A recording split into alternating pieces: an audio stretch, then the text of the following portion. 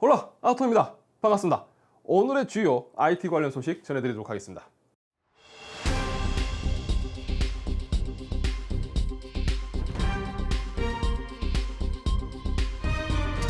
CS2021이 진행 중입니다. 따라서 여러 브랜드별 이 프레스 컨퍼런스가 진행되고 있고 또 다양한 신제품 관련 소식들이 나오고 있습니다. 그리고 한국 시간으로 13일 새벽, 그러니까 내일이죠. 내일 새벽 2시부터 엔비디아는 지포스 RTX 게임 온이라는 이 스페셜 브로드캐스트 이벤트를 진행합니다. 과연 엔비디아는 이번 라이브 이벤트에서 어떤 내용을 다룰 예정일까요?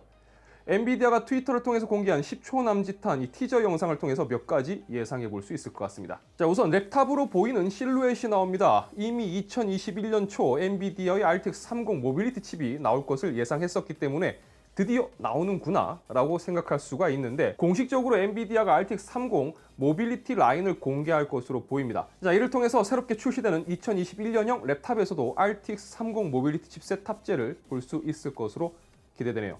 자, 그리고 또 다른 지포스 RTX 30 그래픽카드 라인업의 공개가 있을 것으로 예상해 봅니다. 2020년 12월부터 거론되었던 내용 중에 엔비디아가 RTX 3080 Ti부터 다양한 제품군을 연초에 선보일 것으로 예상되었습니다. 하지만 현재로서는 1월 공개로 예상되었던 제품군들이 모두 뒤로 밀려버렸고, 이후 1월 출시가 유력했던 RTX 3060도 현재 2월로 출시가 미뤄진 것으로 예상됩니다. 그리고 RTX 3060이 RTX 3060 울트라로 그리고 12GB 외 10GB 모델로 나뉘어서 출시될 것이라는 예상도 나오고 있는데요.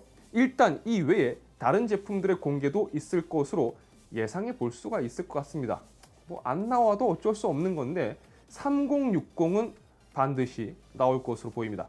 자, 또한 이 이미지를 두고서 다양한 해석이 나오고 있는데요. 가능성 측면에서 본다면 이전에 엔비디아가 이 비공개 프레젠테이션에서 설명했었던 기능들 중에 RTX IO라는 게 있었는데 이것의 가능성도 있습니다. 물론 RTX IO가 시스템 메모리를 거치지 않고 이 스토리지에서 바로 GPU 메모리로 데이터를 전송함으로 인해서 데이터 처리 속도를 비약적으로 올릴 수 있는 장점을 가지고 있는 기술인데, 이 부분이 본격적으로 거론될 가능성도 배제할 수는 없겠죠. 하지만 이 기술은 소프트웨어에서 지원을 해줘야 하는 부분이기 때문에 이 부분도 좀 참고를 해보고 바라봐야 될 것 같습니다.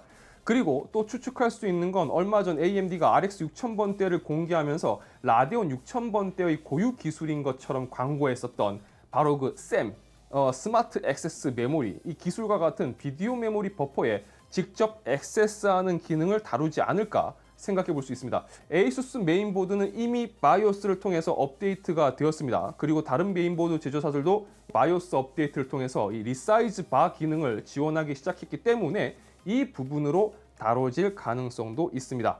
뭐 어쨌든 결론은 AMD는 제품 홍보에 SAM, 스마트 액세스 메모리를 적극 활용했는데, 엔비디아는 그게 AMD 그래픽카드 구입에 큰 메리트를 주는 요소가 아니다. 엔비디아도 이제 뭐 그런 부분에서 성능 향상 옵션을 제공한다 라고 이야기할 것으로 보입니다. 자, 어쨌든 엔비디아의 이벤트 라이브는 내일 새벽 2시부터 진행이 됩니다. 저는 라이브 중계를 할 예정이니까요. 뭐 새벽에 다시 만나 뵙도록 하겠습니다. 자, 비단 인텔뿐만 아니라 대부분의 기업이 제품 출시 전 다양한 노이즈 마케팅을 시도합니다.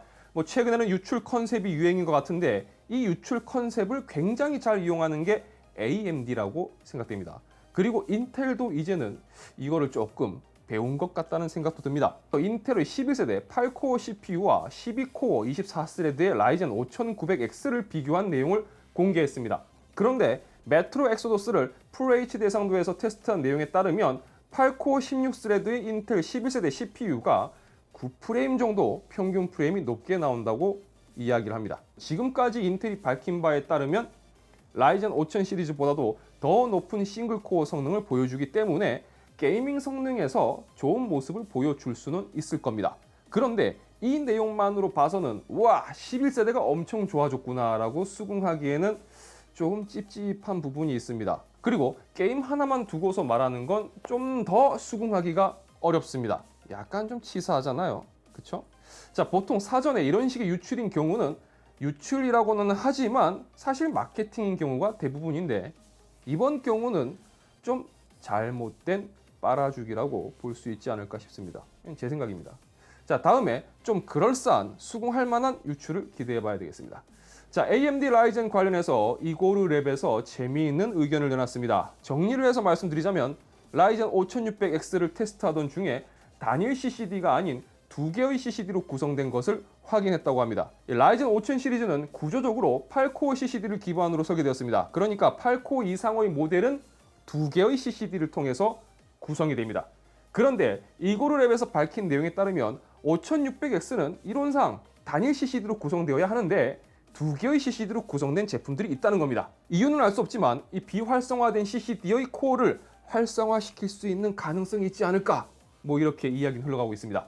그러니까 단순히 말해서 6코어 12스레드의 5600X 중 듀얼 CCD로 구성되어 있는 이 두 번째 CCD가 비활성화된 채로 출시된 제품은 실제로는 12코어 24스레드의 5900X라는 겁니다. 그리고 8코어 16스레드인 5800X 중 듀얼 CCD로 구성되어 있다면 이것 역시 두 번째 CCD가 비활성화된 채로 출시된 16코어 32스레드인 5950X라는 거죠. 하지만 AMD가 아무런 이유 없이 이렇게 제품을 출시했을 리는 없을 겁니다. 가능성의 측면에서 본다면 5900X나 5950X 칩 제조 중에 불량이 발생했을 경우 폐기하기보다는 불량이 발생한 CCD 쪽을 비활성화시킨 후 출시했을 수도 있습니다. 뭐 어찌되었든 만약 비활성화된 CCD를 활성화시키는 방법이 나온다면 뭐 이것도 여러 가지 재밌는 상황이 나올 수가 있을 것 같습니다. 그러니까 비규격의 코어 수와 스레드를 가진 제품이 나올 수도 있는 거죠. 뭐라고 이야기해야 되죠? 돌연변인가? 하여튼 그럴 수 있을 것 같습니다. 재밌겠네요. 자, CES가 시작되었으니까 신제품 이야기를 좀 해볼까 합니다. 자, 굉장히 다양한 제품들이 나오고 있는 중인데 그 중에 모니터 쪽은 대충 공통된 컨셉이 이런 것 같습니다. 좀 더 높은 주사율을 지원하면서 HDMI 2.1을 지원한다. 뭐 이런 식으로 통일되는 것 같습니다. 자, 좀 더 높은 주사율은 아무래도 RTX 30 시리즈가 나오면서 성능 향상이 있었던 만큼 같은 해상도라도 이전 세대에서는 지원하지 못했던 주사율을 지원하는 쪽으로 업그레이드가 되었다고 볼 수가 있을 겁니다. 자, 예를 들면 에이서에서 나온 모니터의 경우는 WQHD 해상도에서 무려 275Hz 주사율을 지원하는 제품도 공개되었습니다.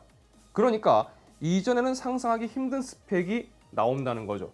그리고 HDMI 2.1 지원은 차세대 콘솔을 연결해서 게이밍을 즐기는 데 필요한 옵션이라고 볼 수가 있을 겁니다.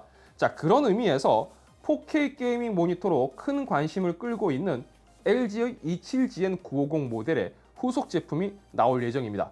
바로 27GP950입니다. 자, 굳이 뉴스에서 이 제품에 대해서 제가 언급하는 이유는 27GN950을 제가 직접 쓰고 있기 때문이기도 하지만 제가 해외에서 나온 제품의 스펙상을 살펴봤는데 아무리 봐도 HDMI 2.1 지원 부분을 제외하고는 27GN950과 차이점을 딱히 찾기가 어려웠기 때문입니다. 27GN950도 업데이트를 통해서 얼마 전부터 160Hz의 주사율을 지원합니다. 그런데 27GP950도 160Hz를 지원합니다.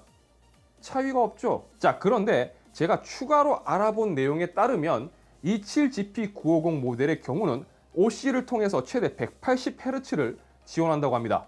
그러니까 4K 해상도에서 180Hz를 지원하는 1ms의 응답 속도를 가지는 나노 IPS 모니터라는 겁니다. 자, 이제 좀 차이점이 생겼죠. 자, 전반적인 모니터의 성능 부분에서 이전 27GN950보다 향상된 제품이라고 보면 될 것 같습니다. 자, 갈수록 모니터들이 보여주는 해상도별 주사율이 좀 어마어마합니다.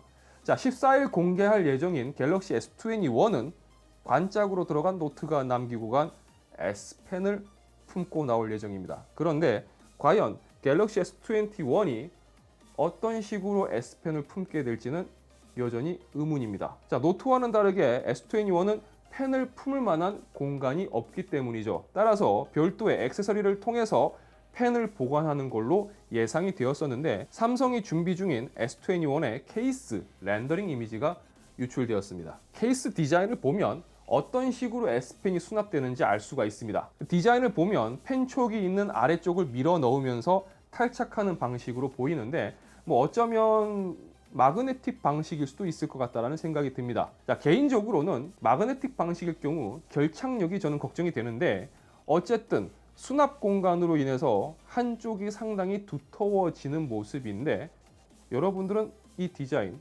어떻게 보시나요? 역시 펜은 노트처럼 이렇게 수납하는 게 익숙한데 말이죠.